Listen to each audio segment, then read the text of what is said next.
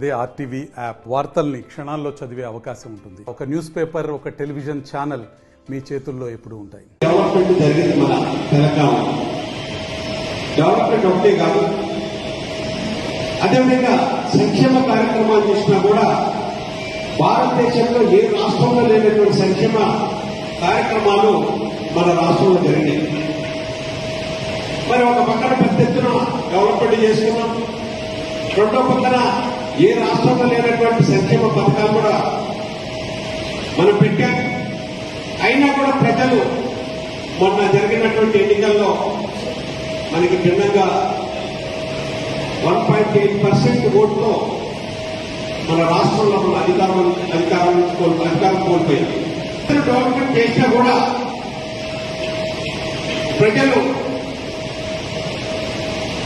కాంగ్రెస్ ఇచ్చినటువంటి హామీల వల్ల, గ్యారంటీల వల్ల కొంత ఇంకా ఏదో వస్తని ఆశతో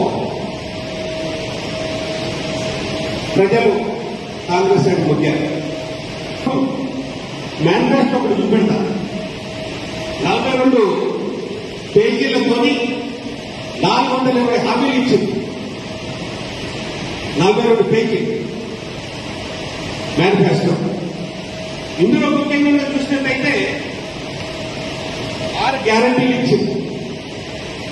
ఈ 6 గ్యారంటీలు కనుక చూస్తే మహిళలకు ప్రతి నెల 2,500 గవర్నమెంట్ ఫామ్ కాకుండా ఇమ్మీడియట్ గా గవర్నమెంట్ ఏర్పడేది ఇస్తుందని చెప్పారు.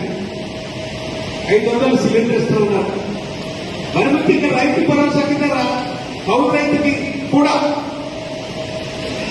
15,000 ఇస్తున్నారు. రైతు భరోసా అంటే ఇప్పుడు రైతు బంధునే రైతు భరోసా పేరు మార్చి మీరు ఇచ్చే 10,000 కాదు 15,000 ఇస్తామని చెప్పారు.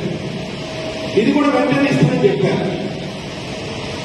వ్యవసాయ కూలీలకు 12,000 ఇస్తారు ప్రతి నెల. పంట పండితే 500 బోనస్ ఇస్తామని చెప్పారు. ఇద్దరు బిల్లు ఇస్తానన్నారు. సరే, దానికి కొంత టైం తీసుకున్నా కూడా ఇబ్బంది లేదు, మిగతా అయితే కూడా ఇమీడియట్ గా ఇవ్వాలి. అదేవిధంగా చూసినట్టయితే చేయుత కింద 4,000 రూపాయలు పెన్షన్ ఇమీడియట్ ఇస్తామని చెప్పారు.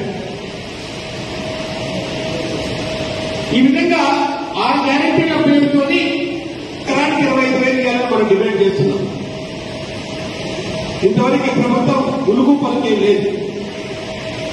మిమ్మల్ని నేను కోరుకునేది ఏంటంటే, ఒకటి మనం చేసినటువంటి అభివృద్ధి, రెండోది ఈ యొక్క మేనిఫెస్టోలు ఇచ్చినటువంటి వాళ్ళని మళ్ళా కాంగ్రెస్ వాళ్ళకి ఓటేస్తే దీని సంగతి ఏంటని చెప్పేసి ప్రతి ఒక్కరు కూడా ఓట్లు అడగాల్సిన హక్కు ఉన్నది.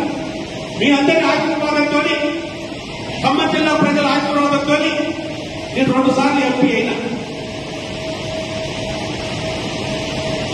ప్రజల సాక్షిగా నాకు ఓటేసినటువంటి ఓట్ల సాక్షిగా చెప్తాను. 180 గంటల రాష్ట్ర భద్రాచలం కొవ్వు రైల్వే లైన్ గురించి సంపదలో నా కుటుంబాన్ని పెట్టుకున్నట్టుగా ఖమ్మం జిల్లా ప్రజలు కూడా పెట్టుకోవాలని చెప్పి నాకు చేతనైంది. మా నాన్నగారు నామముద్దైన ట్రస్ట్ పెట్టి 1995 నుంచి మొదలుపెట్టి అప్పుడు రాజకీయం రాలేదు. మరిన్ని వీడియోస్ కోసం ఛానల్ ని సబ్స్క్రైబ్ చేయండి. లేటెస్ట్ అప్డేట్స్ కోసం వాట్సాప్ ఛానల్ ని ఫాలో చేయండి. అండ్ లింక్ డిస్క్రిప్షన్ లో ఉంది.